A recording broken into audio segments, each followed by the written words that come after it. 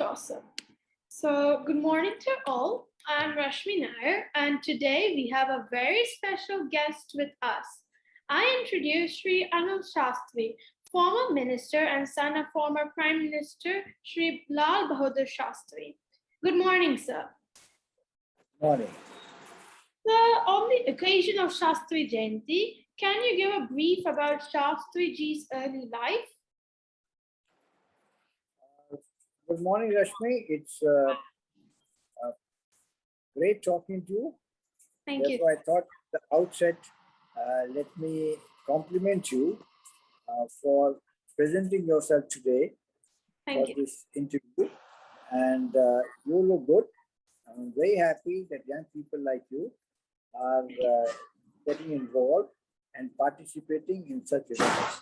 Yes, 2nd October is a very important day because on this day, two great men in India were born. Yes. Mahatma Gandhi was born on 2nd October 1869, and Lal Bahadur Shastri, India's second Prime Minister, and who gave the country the slogan Jai Jawan Jai Kisan, was born on 2nd October 1904. And as you are aware, the slogan Jai Jawan Jai Kisan is as relevant today as it was in 1965, and it still resonates across the length and breadth of our nation. Yes, sir. That's all true, sir. And the slogan Jai Jawan Jai Kisan is still widely prevalent in India. We see it everywhere. So, sir, my first question. Sir, on the occasion of Shastri Jayanti, can you give a brief about Shastriji's early life? Sure. Lal Bahadur Shastri was born poor. He lost his father when he was only 1.5 years old. And it was on account of his hard work, his commitment, his dedication, his grit and determination took him to the position of India's Prime Minister in 1964. The second big quality of Shastriji was that he was a very simple man and he was a very humble person. Even after he became the Prime Minister, he remained simple and modest. I remember that I was studying in St. Columba's School at that time when my father became the Prime Minister. And when he took oath of office as Prime Minister and got home, I requested him, or rather told him, that, Father, why don't you get your bedroom carpeted? He said, why should I? I said that you are India's Prime Minister. That my father replied, said that there are lakhs and lakhs of people in this country who don't even have a home to live in. And how can a Prime Minister get his bedroom carpeted? And he even got his air conditioner removed, which was installed as soon as he became the Prime Minister. And he was very simple, as I said. His second quality was that he was a very honest person. You know, he never indulged in any kind of a corrupt practice. And that was the reason that he was respected and loved by all. His honesty is reflected greatly in the anecdote that I'm going to tell you now, Rashmi. The anecdote is as follows. When he became the Prime Minister, me and my two younger brothers requested him to buy a car for us. Until then, we didn't have a car. 2-3 times on earlier occasions, we did request him, but he said that he could not afford a car. And so we used to go to St. Columba's School in a Tonga. Even as Home Minister's sons, and even as Prime Minister's sons, we used to go in a Tonga.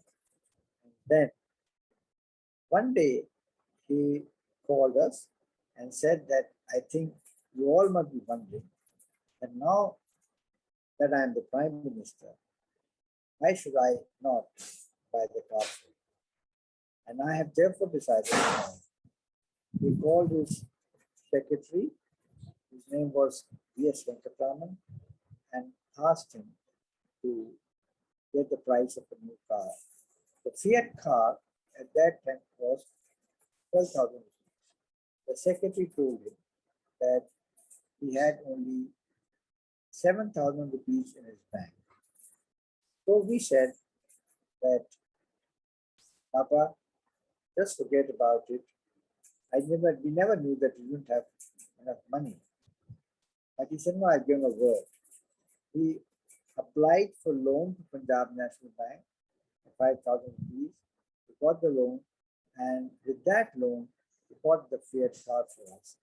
And you'll be happy to know, Rashmi, and all those who are listening to me, that this car is still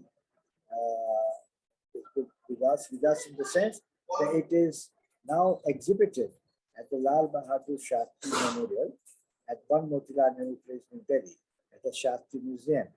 And this is a Fiat car 1964 model. It's now got the vintage status, and in the next vintage rally, most probably we are going to, this car is going to participate in it. So just imagine, I wonder if there could be any prime minister in the world who would need to take a loan to buy a car for his children. But yes, there was one man, and that was Lal Bahadur Shastri. Sir, that was truly honest. He was a very honest and a very modest person in that. Sir, another little question regarding this. Do you remember any joyful and sorrow moments of Shastriji when he was the Prime Minister of India?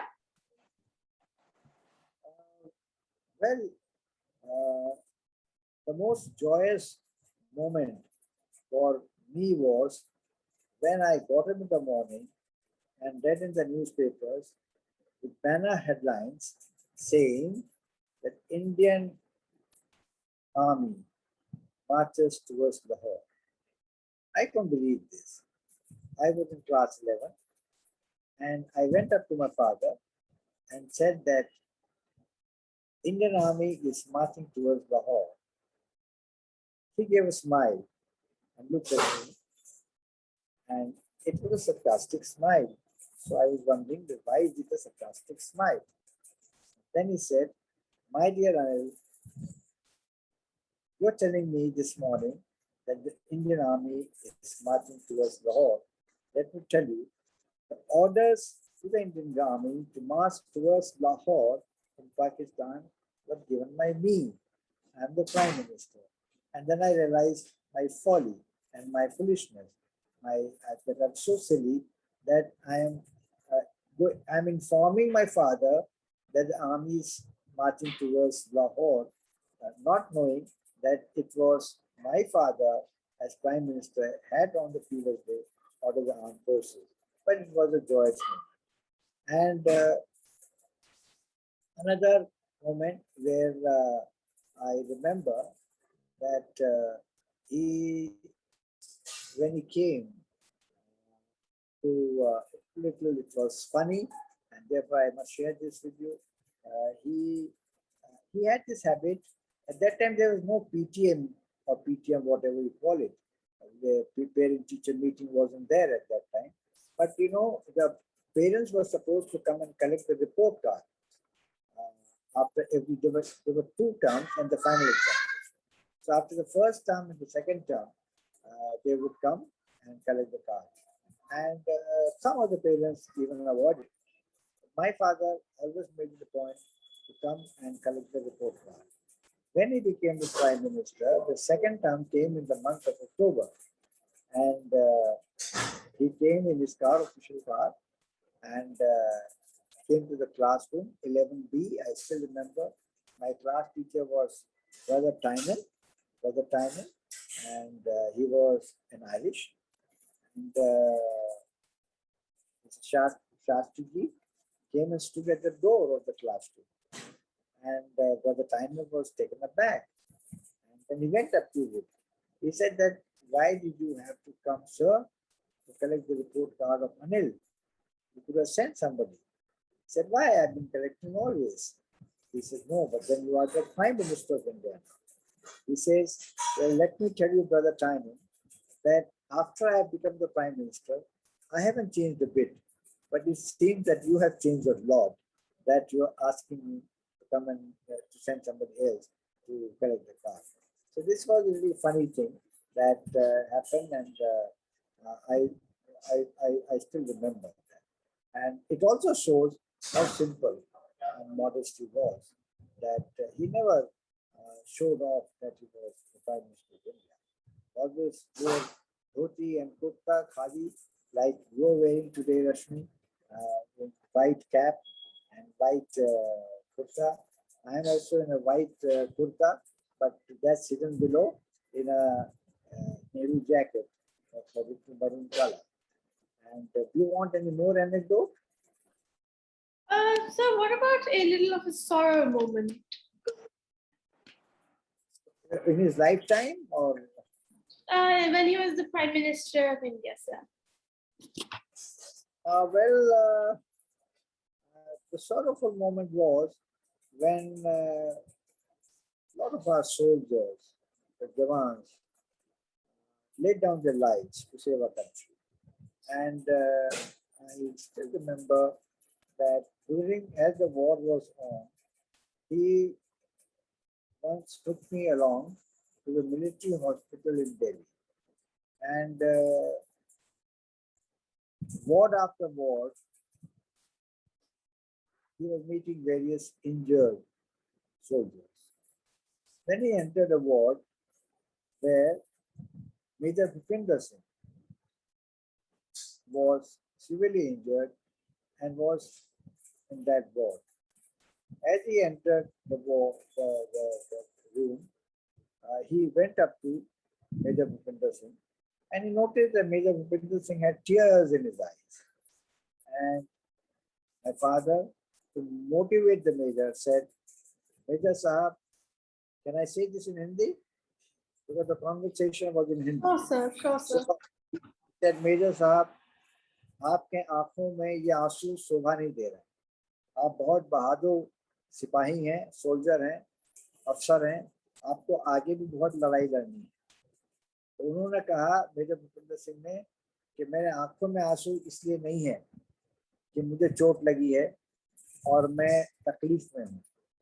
मेरे आंखों में आंसू आज इसलिए है कि मेरे देश का प्रधानमंत्री मेरे सामने खड़ा हुआ है और मैं खड़े होकर उसको सलूट नहीं कर सकता। This shows how brave our soldiers were. And my father had also tears in his eyes. And I was, being a child, sobbing. I started sobbing. And then as I came out of the room, my father consoled me and said, Anil, I brought you here to motivate the soldiers. You should not cry because, many of them have laid down their lives so that India could live. That was quite motivating for the soldiers. So we have also learned about the relationship between Gandhiji and Shastriji. And we also know that he was a disciple of Gandhiji. So can you spell a few words on this? Let me tell you that, yes, Shastriji was a true follower, or I would say disciple of Mahatma Gandhi. He followed his simplicity, his honesty, intellectual honesty, and many leaders at that time, Jawaharlal Nehru said that, you are more of a Gandhian than I am. And he was of course, he was much younger to Mahatma Gandhi because they said 1869 Gandhiji was born and 1904 Shastriji was born. So it was almost 35 years that he was younger. So Yes. I do not know to what extent Lal Bahadur Shastri might have come in personal contact with Mahatma Gandhi. But yes, he was moved by Mahatma Gandhi's speech when he came to his college, Kashi Vidyapith in Varanasi. And but he would always tell us to read the biography of Mahatma Gandhi. And, I did so. It was much later in my life. And I think that if every member of the youth, every young person, he goes through the biography of autobiography of Mahatma Gandhi. His experiments with his, there is a book called My Experiments with Truth, and that's an autobiography. You go through it, there's a lot of learning in that. And the best part in Mahatma Gandhi's autobiography is that he says in the end that all that I have said here in this book and all that I have practiced and I'm practicing need not necessarily suit other people who wish to follow me. So be practical also at the same time. Whatever you think is practical to follow, follow.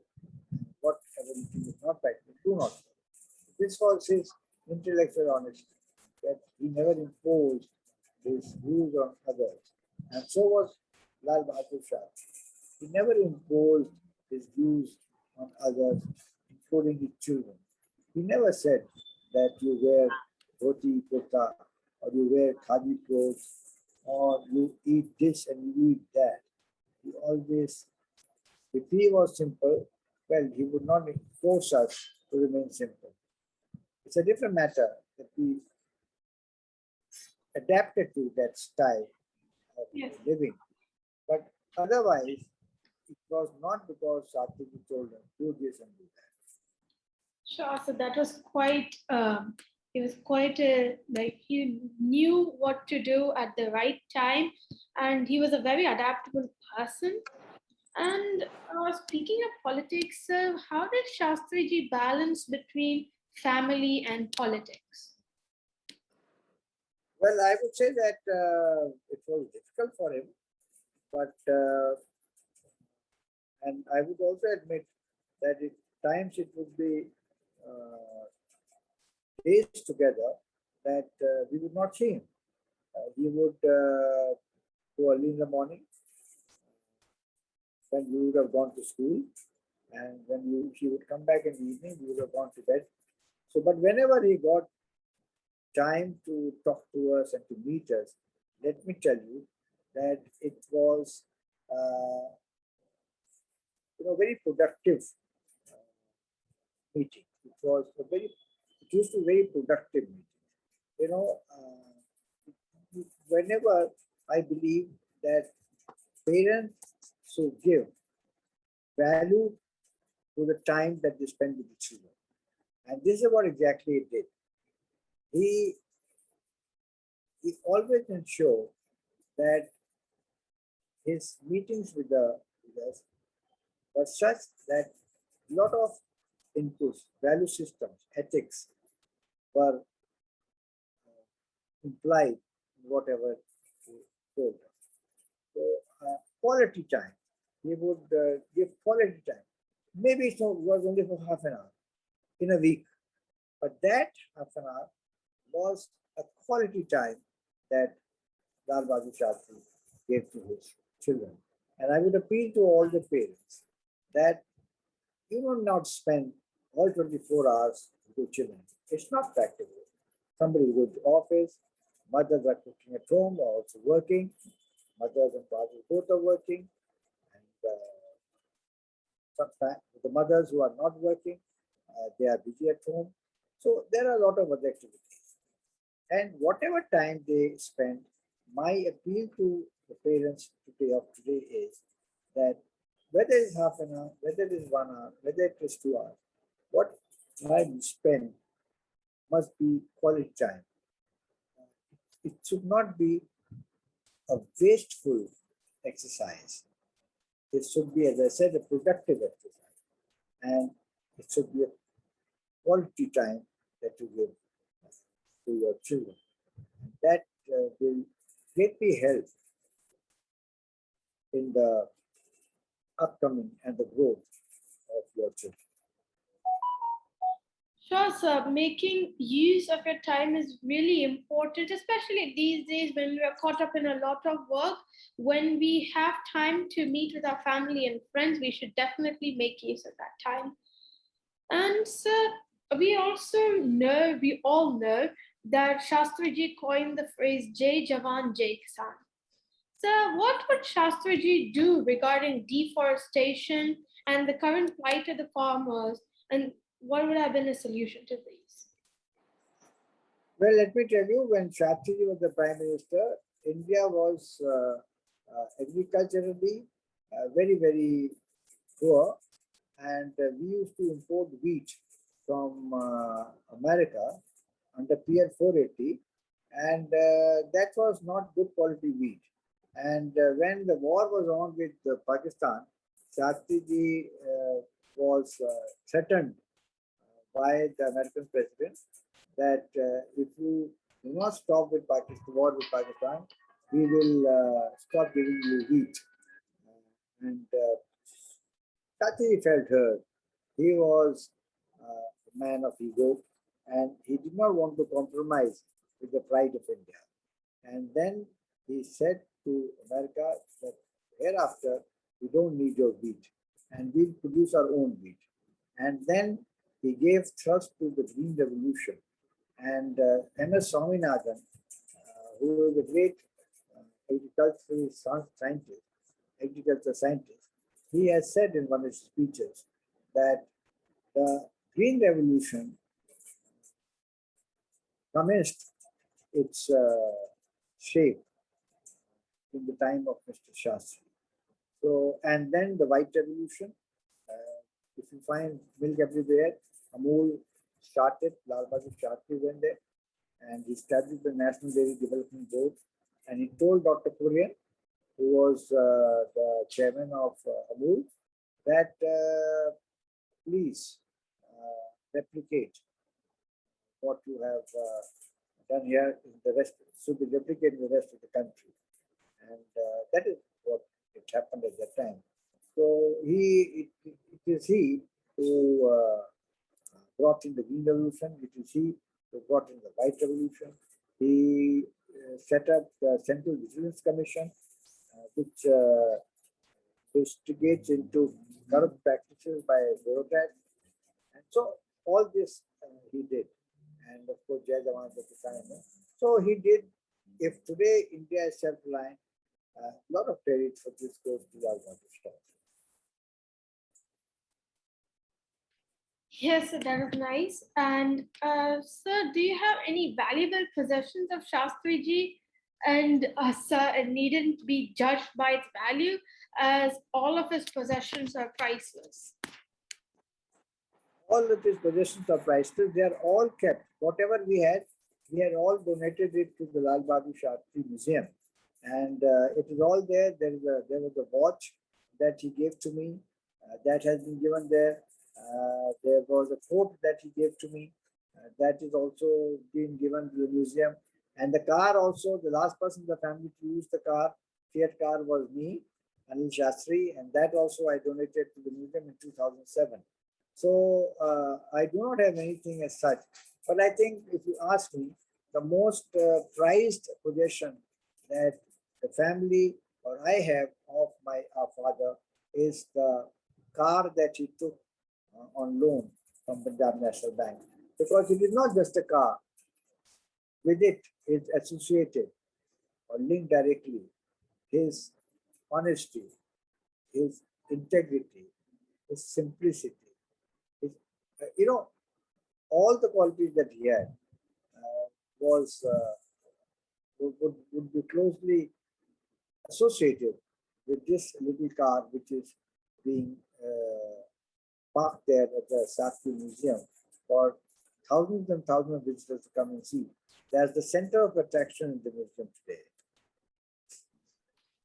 Yes, so that is a nice cause. And sir, a few final questions. What would have been Shastriji's message to the country as of today? Because we're going through various crises such as the COVID-19 pandemic currently. Shastriji's message was always that, but particularly to younger people, that do not compromise with your self-respect ever. Do not compromise with your pride ever.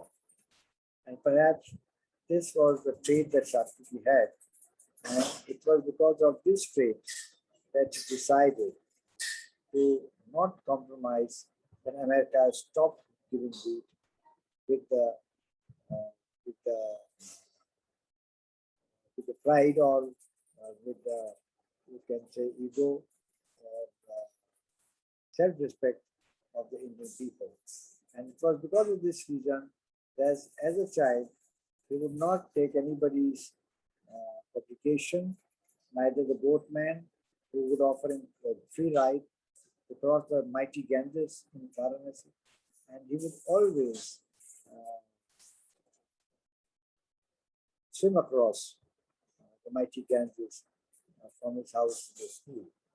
So that is how it is the story of Lal Bahadur Shastri. Sure, sir. And to conclude, one final message to the students and the youth of this country on behalf of Shastriji. I think I would say that the most important thing is